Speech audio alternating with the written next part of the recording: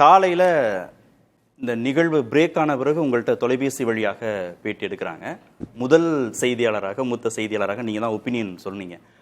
அப்போது சரியான முடிவு, 2 அதிமுக காரங்களுக்கு இந்த சீட்டை ஒதுக்கி இருக்கிறது இபிஎஸ் எடுத்த சரியான முடிவு அப்படின்னீங்க.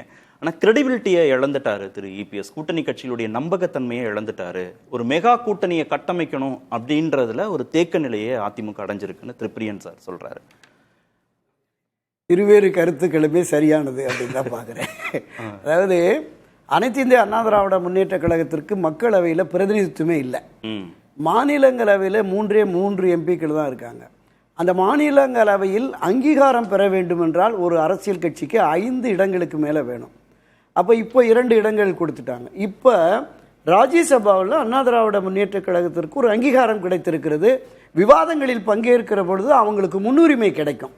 ஸோ அந்த அடிப்படையில் பார்க்குற போது நான் சொன்னேன் இது ஒரு சரியான முடிவு. தேர்ந்தெடுக்கப்பட்டிருக்கிற அந்த 2 பேருமே சரியான தேர்வு அப்படின்னு சொன்னேன். ஆனால் 26 கூட்டணி கட்சிகளோட தானே சந்திக்கணும். நிச்சயமாக ஒரு வலுவான கூட்டணியை கட்டமைத்தால் மட்டுமே. இன்னொன்று, கடந்த 4 ஆண்டுகளாக நான் சொல்லி வர்ற மாதிரி ஒன்றுபட்ட அதிமுக உருவாகி அதனோடு வலுவான கூட்டணியை கட்டமைத்தால் மட்டுமே 2026 வெற்றி பெற முடியும். ஒரு ஒப்பீடு வந்துரும்ல. இப்ப திமுக பிராமிஸ் பண்ண மாதிரி கூட்டணி கட்சிகளுக்கு மாநிலங்களவை சீட்டை கொடுக்குறாங்க. கமலுக்கு ஒப்பந்தம் போட்டாங்க, கொடுத்துட்டாங்க. வைகோவுக்கு ஏற்கனவே ஒப்பந்தம் போட்டாங்க, அதையும் கொடுத்தாங்க. ஆனா அதிமுகவில் அந்த மாதிரி பிராமிஸ் பண்ண மாதிரி கொடுக்கலன்னு ஒரு ஒப்பீடு இந்த முறை வரும்ல. தன் கட்சிக்காரர்களுக்கு கொடுத்ததுல ஒரு லாபம் இருக்கு, ஆனா கூட்டணி கட்சிக்கு கொடுக்க வேண்டிய தேவை எலெக்ஷன் இயர்ல கட்டாயம் இல்ல. அது இல்லை நிச்சயமாக பொதுவெளிகளில் கடந்த பல ஆண்டுகளாகவே மரியாதைக்குரிய எடப்பாடி பழனிசாமி மீதான நம்பகத்தன்மை என்பது பொதுவெளிகளில் குறைந்திருக்கிறது. அரசியல் கட்சிகளிலும் சரி, பொதுவெளிகளிலும் சரி, மக்கள் மத்தியிலும் சரி, ஒரு நம்பகத்தன்மை இல்லை அப்படிங்கிற மாதிரி தான் இருக்கும். தொடர்ந்து அவருடைய செயல்பாடுகளை நம்ம முன்ன நடந்த நிகழ்வுகளுக்கெல்லாம் போய் அதை மறுபடியும் தோண்டி எடுக்க வேண்டாம். அண்மையில் நடந்த விஷயத்தையே பார்ப்போமே. இங்கே ஒரு வலுவான கூட்டணியை 2024 நாடாளுமன்ற பொதுத் தேர்தலில் கட்டமைக்க முடியல. இந்த 2026 என்பது மீண்டும் அனைத்து இந்திய அண்ணா திராவிட முன்னேற்ற கழகத்தை ஆட்சி அதிகாரத்திற்கு கொண்டு வரணும். இப்போ வலுவான கூட்டணியை கட்டமைத்தே தீர வேண்டும்.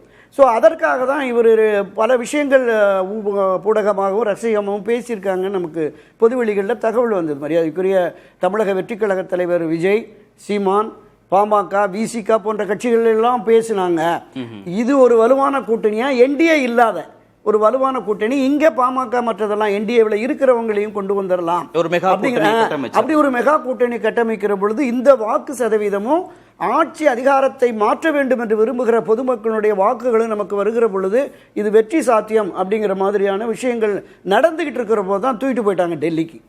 அங்கே போய் உட்கார வச்சு முடிவு பண்ணால் டெல்லியிலையும் போய் என்ன சொல்கிறாரு, நான் மக்கள் பிரச்சனை தான் பேசினேன், கூட்டணி தொடர்பாக பேசலைங்கிறார். சென்னையில் அதே கருத்தை சொல்கிறார். 4 நாள் அமித்ஷா பார்க்குறாரு, 4 நாள் நேரம் அவர் இங்கே வந்துட்டார். மறுபடியும் இவரை கொண்டு போய் ஸ்டார் ஹோட்டலில் உட்கார வச்சு உறுதிப்படுத்துகிறார் அதிமுக என்டிஏ கூட்டணி என்பதை உறுதிப்படுத்துகிறார்.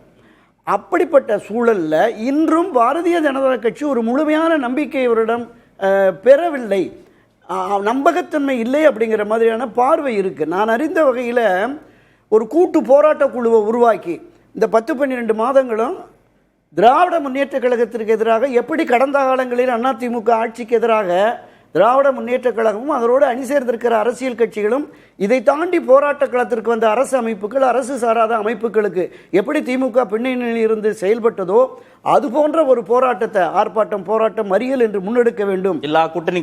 அதற்கு ஒரு போராட்ட குழுவை பிஜேபி, பாமக இங்கே இந்த இணக்கமாக அதிமுகவோடு வருவதற்கு சாத்தியம் இருக்கிற அவர்களையும் அரவணைத்து ஒரு கூட்டு போராட்ட குழுவை நடத்தணும் அப்படிங்கிற மாதிரி எல்லாம் சொன்னாங்க. ஆனால் திரு எடப்பாடி பழனிசாமி இப்ப என்ன அவசரம் பார்த்துக்கலாம், வடிவமே வரல. அதுதான் சொல்றேன், அதை விரைவுபடுத்த வேண்டும். ஏன்னா அங்க வலிமையான கட்டமைப்பு இருக்கிறது, அங்கிருந்து யாரும் வருவதற்கு வாய்ப்பு இல்லை அப்படிங்கிற மாதிரி இருக்கு. அப்ப அதற்கு எதிரான ஒரு வலுவான கூட்டணி என்று உருவாக்குகிற பொழுது இந்த கூட்டணி ஆட்சி கட்சிக்கு எதிரான அந்த பிரச்சாரத்தை இப்போதிருந்தே முன்னெடுத்தால் தான் வெற்றி சாத்தியம் என்கிற உணர்வோடு இருக்கிறார்கள். அதிமுக கிட்டேந்து மாநிலங்களவை சீட்டை வாங்குற, இல்ல நாடாளுமன்ற தொகுதிகளை வாங்கிக்கிற, சட்டமன்ற தொகுதிகளை வாங்கிக்கிற கூட்டணி கட்சிகள் லாபம் பெற்றுட்டே இருக்கிறாங்க. அதிமுகவுக்கு என்ன இதிலான லாபம்? கட்சிக்காரங்களுடைய அதிருப்தியையும் மீறி கூட்டணி கட்சிகளுக்கு இபிஎஸ் வாய்ப்பு கொடுக்குறோம். அப்படின்னு அவர் நினைக்க மாட்டாரா? அப்போ கட்சிக்காரங்களையும் திருப்திப்படுத்த வேண்டிய தேவை இருக்குல்ல, அந்த அடிப்படையில் எடுக்கப்பட்ட முடிவா அதை பார்க்க முடியாதா? நிச்சயமா அதையும் பார்க்கணும். அதுதான் நான் சொன்ன வந்தேன். கட்சி முக்கியம், கட்சி நலன் முக்கியம். நீங்க யானை படுத்தாலும் குதிரை மட்டங்கிற மாதிரி 2-3 பிரிவா இருந்தாலும் அதிமுக தான் ஆகப்பெரிய கட்சியா இன்றைக்கு இருக்கிறது. அதுல மாற்றுக்கிறது இல்லை. எனவே அவர்கள் ஆட்சி அதிகாரத்திற்கு தனித்து வெற்றி பெற்று வர வேண்டும். நீங்க ஒரு 150-160 தொகுதிகளில் நின்னாதான் நிச்சயமா ஆட்சியை பிடிக்கக்கூடிய பெரும்பான்மை பலத்தோட பிடிக்கும். பெரும்பான்மை பலத்தோடு. அப்ப அதுக்கு தக்கவாறு இப்ப இருந்தே அவங்க பேசணும். யாருக்கு எவ்வளவு இடங்கள் என்னங்கிறத பேசணும். இந்த ராஜ்யசபாவை பொறுத்தளவில் நான் குறிப்பிட்டதுதான் அந்த 5 இடம். ஏன்னா மக்களவையில பிரதிநிதித்துவமே இல்லை. மாநிலங்களவையும் ஒரு கட்சிக்கு அங்கீகாரம் வேண்டும் என்கிற அடிப்படையில் இந்த முடிவை எடுத்திருப்பார்கள் என்று நான் பார்க்கிறேன்.